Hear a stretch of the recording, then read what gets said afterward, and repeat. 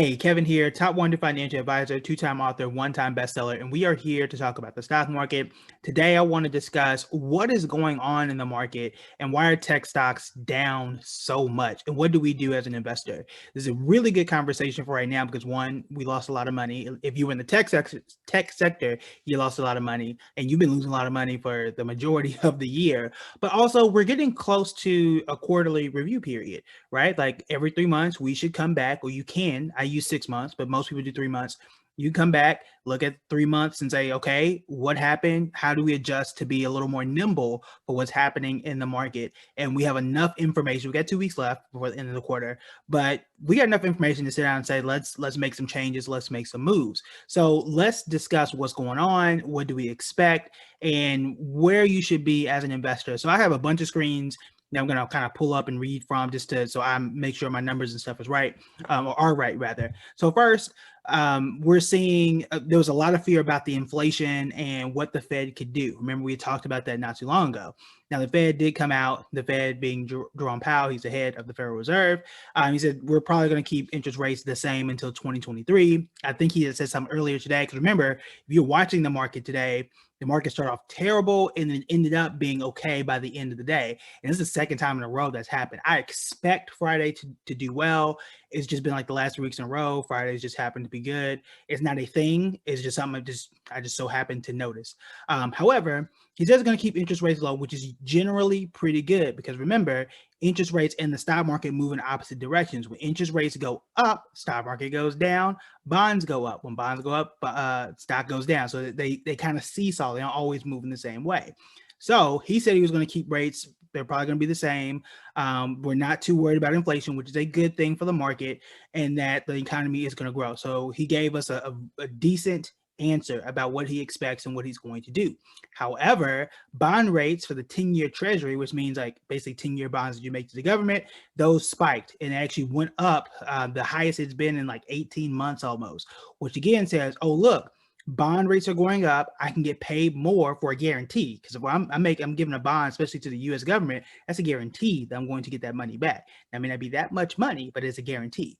So bond, 10-year treasury notes, 10-year bonds, basically, that went up and the market was like, oh no, we don't like that. I want to take my money out of stocks and go to bonds because I can get a more guarantee there. Bonds are in fashion right now. That's what's going on. So for you as an investor, there's something that you want to notice. A lot of the big tech names haven't done well year to date. Year to date means January 1 until right now. And obviously, there's a lot more time left in 2021 than time has passed. So this can still change. But here's what we know. The NASDAQ, which primarily tracks tech companies, right? 10 biggest holdings there are primarily all down. So tech is right now is not the place to be, but there is still some good news there. But this also goes back to diversity. Remember when I talked about this a little bit last year, where tech, even though it has been the hottest thing, may not always be the hottest thing. I still think it's a good place to be. However, you want to kind of diversify your stuff. So I'm going to pull up something real quick and kind of give you some ideas of where to look, but also give you some context to say what's good, what's bad, and how different things are, just to give you an idea. So for example, year to date, so January to now, what's going on, how things are working. So I want to make sure I'm scrolling, looking at this correctly. There we go. All right, so I'm gonna give you some names and kind of show you some ways that you can, diversify. And I haven't done research into each of these companies, so don't take this and say, oh, he said go invest in that thing. I'm just saying you want to have more things than just tech, which I've always said. This actually isn't news, but again, this is for context. I want to give you some context to say this is what's going well and this is what is not going well. So I'm going to start at the bottom and work my way up. At the bottom from January to now, year to date, starting with Apple. Apple is actually down more than 7% this year, which again, I see this as more as a discount. Like tech is not in fashion right now, but Apple gonna be here, right? So I'm gonna DCA. This actually does not concern me at all for Apple, but it is down. So if you're investing in Apple, or if you're like a Warren Buffett, and you got 43% of your money in Apple, you're not looking great right now, which is again why I always say you want to limit your risk to a degree. I've always said like 5% is right where you want to be. You go beyond that, you're more than welcome to, right? But you take on a bit more risk by doing that. So again, if you put 50% of your money in Apple, it's not fun right now. You're down close to a little bit more than 7%.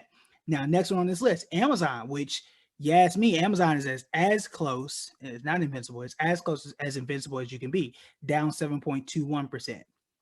Not great. Again, do we think Amazon is going bankrupt? Do we think Amazon is going to just fall out of favor and just not make any more money? No, but again, this is why you want to be diversified, why you want to hold different types of companies, not just all tech.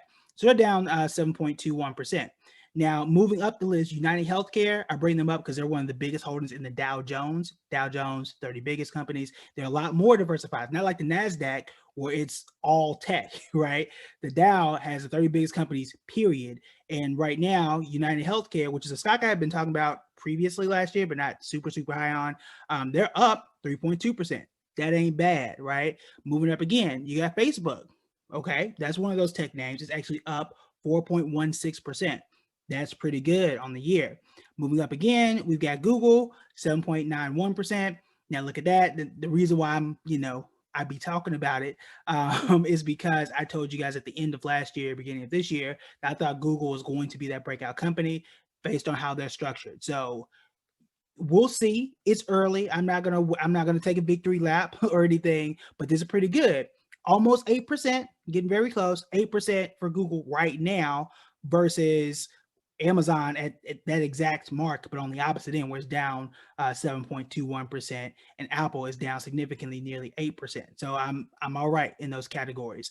So moving up again, so we got Google, you got Square. Square has not been fun. Square has taken a significant dip from earlier this year. So I'm going to see. So Square was as high as $267 per share on February 19th. It dropped all the way down to about $201, $67 per share drop by March 8th. Today, it's $246. So it was on its way back, but that wasn't a fun dip at all. But Square, the stock that I thought, again, I added it last June because I thought this was going to be the one. So we'll see. It's still early, but they're actually up 8.79%. And then you've got at the very top of this list, you've got Boeing at up 21% in 2021. Boeing is one I got to look at. Now, I was not high on Boeing last year, especially around this time last year for a few reasons. Wasn't high on Boeing because they had those crashes. That wasn't good. They had not really figured that out. It looks like they're beyond that now, and now we have a clearer picture of what's going to go on with the airline business. And it was one of the few stocks that had done well going all the way back to like 2007. So again, for me, Southwest, Boeing, that's where I would be. The others, not so much. So we'll see. That doesn't make any of those stocks perfect, but again, right now is the time you want to evaluate what you have and consider diversifying. That doesn't mean that you can't continue to get discounts on, or consider, you can view it as a discount, as I said previously on some other stocks, discount on Apple, discount on Amazon. I think they're going to be around. It may not be in the next month or 2 months, but definitely over the long term, I'm continuing to snap up on those as much as I can. As for the others, maybe I would consider a Boeing. I'm not super high on United Healthcare, but they're still a quality company. But now you want to look into things outside of tech to diversify. We don't know where bonds are going to go, and we don't know how much of an issue this is going to cause tech companies over the long term. The good news is there's nothing wrong with the tech industry per se. Like, there's nothing that's happening that says Apple is selling less phones. So that says to me, it's not an Apple problem. It's just a market issue. They just don't love tech stocks right now, even though it can still be good companies. So that's the distinction that you want to make. Is it a company problem and is something wrong with that sector? Is that the issue? Or, excuse me, is it something more with like the company, again, the company specific, or is it just people just are getting tired of tech and they're moving somewhere else? At some point, the market comes back and realizes like, oh, wait, They sold more iPhones than ever. They sold more, more home delivery goods or whatever it is. But again, I think this is the time to consider diversifying. Where you diversify is going to depend on you. Could be UPS, could be FedEx, like we talked about yesterday. Perhaps it's a Home Depot, maybe it's a United Healthcare, maybe it's a Boeing. For me, I'm still in my trade for Moderna. We'll see for how long because it did drop. I did move my stop loss up. I think it was originally at 135. Is where I got in. I moved it up to about 140 or so, and the stock at one point was 155, and that's like 141. So if it drops tomorrow and the trade goes through, then I'll make like a $5 profit times the share I had. I'll take, which is going to be like an 8% gain. I'll take 8% gain. It ain't the 195 I wanted, but I still walk out of here with a profit. I can go and look at other things. So for me, I'm going to take a look at Boeing. Maybe I'll consider that. I'll take a look at some ETFs. We talked about a few over the last week or two. I'll take a look at those just to kind of diversify myself a bit more. You can see all the stuff I invest in on public. You'll see I got some science companies. I've got T-Mobile, which I don't necessarily consider tech. Some people do. I don't like it because it's not doing what I needed to do, but aside from that. But for me, I got O'Reilly Auto Parts as well. I told you guys why I had that a long time ago last year. So holding on to that as well. So I'll be looking for some ways to kind of diversify. I'll hold the stuff I have. I don't really see anything worth me selling at this point in time. This could change as time goes on. If I am to sell anything, this would most likely be in June. The one thing I know I want to sell is T-Mobile. Again, I'm going to give it until June to get his act together. Maybe things could change between now and then. We will see. All right. So let me know what you think about diversifying a bit. What are some things you are looking into? What are some things you want me to look into with you? So Boeing is the first thing on my list. You already know what I'm doing with Moderna. We'll see where that goes. All right. That's it for me. I'll talk to you guys later.